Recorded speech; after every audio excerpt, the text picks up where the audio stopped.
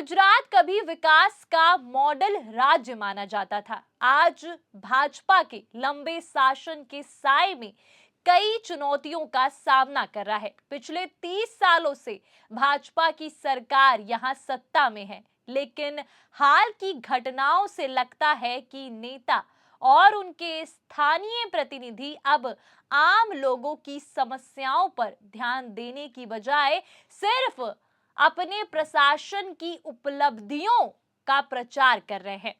हाल ही में दो बड़ी घटनाएं सामने आई जो राज्य में भ्रष्टाचार और भय और भूख की समस्या को उजागर करती है। पहली घटना नकली दूध के घोटाले से जुड़ी है, जहां आम आदमी पार्टी के युवा नेता युवराज सिंह जडेजा ने सबूत पेश किए, लेकिन कार्रवाई नहीं हुई। वहीं दूसरी घटना एएपी की महिला नेता जिगीशा पटेल पर हुए हमले की है, जहां पुलिस ने अब तक एफआईआर तक दर्ज नहीं की। बता दें कि ये घटना ना सिर्फ प्रशासन की लापरवाही दिखाती है, बल्कि आम नागरिकों के जीवन पर पड़ने वाले असर को भी सामने लाती है। आपको बता दें कि भाजपा का गुजरात में 30 साल का प्रशासन एक लंबी कहानी है। 1995 से शुरू हुए इस दौर में राज्य ने आर्थिक विकास और औद्योगिकरण और बुनियादी ढांचे के क्षेत्र में काफी प्रगति की है, लेकिन आलोचक कहते हैं कि ये विकास सिर्फ कुछ चुनिंदा लोगों तक सीमित रहा, जबकि आम आदमी भ्रष्टाचार, असमानता का शिकार होता रहा। हाल के वर्षों में, विशेष रूप से 2020 के बाद, राज्य में खाद्य सुरक्षा से जुड़े घोटाले बढ़े। नकली दूध और दूध उत्पादों की समस्या ने पूरे राज्य को हिला दिया। गुजरात भारत का प्रमुख दूध उत्पादक राज्य है। यहाँ अमूल जैसे ब्रांड की वजह से दूध की गुणवत्ता पर भरोसा किया जाता है, लेकिन हाल के जांचों से पता चला कि कई डेयरियां नकली दूध बना रही हैं, जिसमें डिटर्जेंट, यूरिया और अन्य रसायन मिलाए जाते हैं। ये ना सिर्फ स्वास्थ्य के लिए हानिकारक हैं, खतरनाक हैं, बल्कि किसानों की आय पर भी असर डालता है, क्योंकि असली दूध की कीमतें गिर जाती हैं।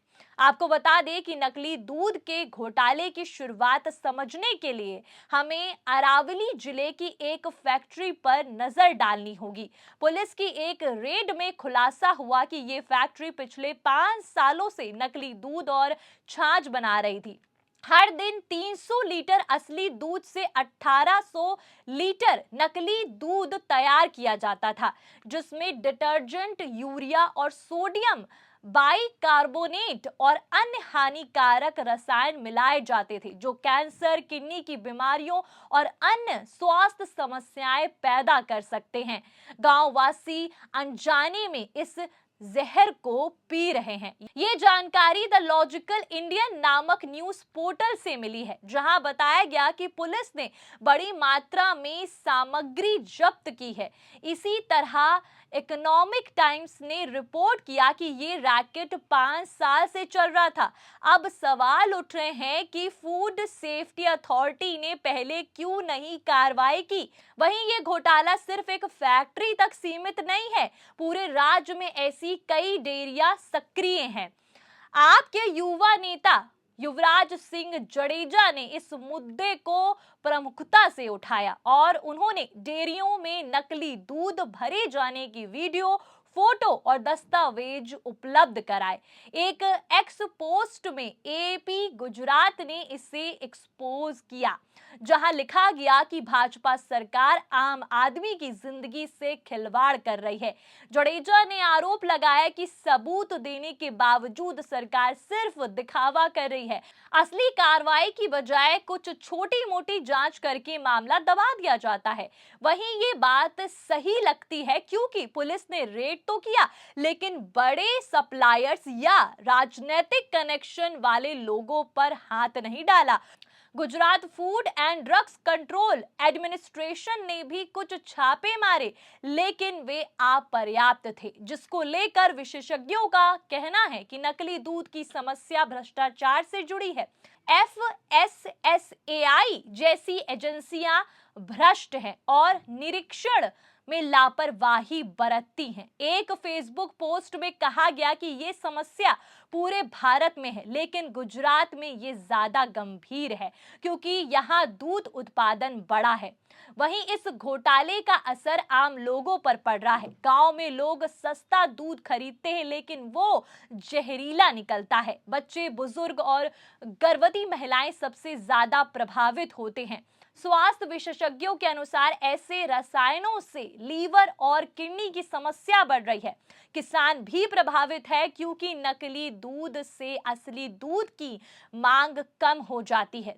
2025 में एएपी के राष्ट्र संयोजक अरविंद केजरीवाल ने कहा था कि भाजपा के 30 साल के शासन में अहंकार, भ्रष्टाचार इतना बढ़ गया है कि किसानों को दूध की सही कीमत के लिए विरोध करने पर पीटा जाता है। एक किसान की मौत तक हो गई। ये बयान आज भी प्रासंगिक है क्योंकि नकली दूध का मुद्दा किसानों की भूख से जुड़ा है। वहीं अब बात जिगीशा पटेल पर हुए हमले की है। ये घटना गोंडल में हुई है, जहां एएपी की महिला नेता जिगीशा पटेल पर कुछ महिलाओं के समूह ने हमला किया। उनकी कार की खिड़कियां तोड़ दी गईं और जानलेवा हमला किया गया। पटेल अस्पताल में भर्ती हैं और इलाज चल रहा है। टीवी 9 गुजरात ने रिपोर्ट किया कि हमला अचानक हुआ जब पटेल स्थानीय समस्या सुलझाने गई थी और उन्होंने संबंधित भाजपा पार्षद को फोन किया और कहा था कि आपके क्षेत्र में समस्या है, समाधान करें। लेकिन आरोप है कि पार्षद ने असामाजिक तत्वों को भेजा। जानकारी के अनुसार ड्राइवर ने आरोप लगाया कि भाजपा नेता ऋषि राज सिंह जडेजा के इशारे पर हमला हुआ। पटेल ने खुद कहा कि ये राजनीतिक हमला है क्योंकि वे भ्रष्टाचार के खिलाफ बोल रही थी। जानकारी के मुताबिक पुलिस की भूमिका यहाँ संदिग्ध है। हमले के बाद भी एफआईआर दर्ज नहीं की गई।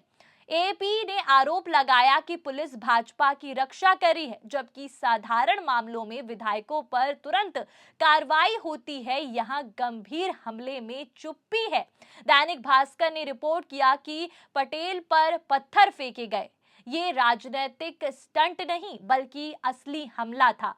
गोंडल में पहले भी भ्रष्टाचार के मुद्दे उठे हैं और ग्राउंड नेट सेंटर में घोटाला, जहां पटेल ने शिकायत की थी लेकिन पुलिस ने एफआईआर नहीं की। ये घटना महिलाओं की सुरक्षा पर सवाल उठाती है और गुजरात में महिलाओं पर हमले बढ़ रहे हैं। वहीं ये दोनों घटनाएं भाजपा के प्रशासन में भय के माहौल को दिखाती हैं। नेता निश्चिंत हो चुके हैं और विरोध को दबाते हैं। भ्रष्टाचार से भूख बढ़ रही है क्योंकि किसान और उपभोक्ता प्रभावित है। एपी जैसे विपक्षी दल इन मुद्दों को उठा रहे हैं लेकिन कार्रवाई की कमी से निराश हैं। अब गुजरात को पारदर्शी शासन की जरूरत है। वहीं इस खबर पर आपकी क्या राय है, हमें कमेंट करके जरूर बताएं। फिलहाल के लिए इस खबर में इतना ही। ऐसी ही तमाम बड़ी और राजनीतिक खबरों के लिए बने रहिए और देखते रहिए 4 PM गुजरात। धन्यवाद।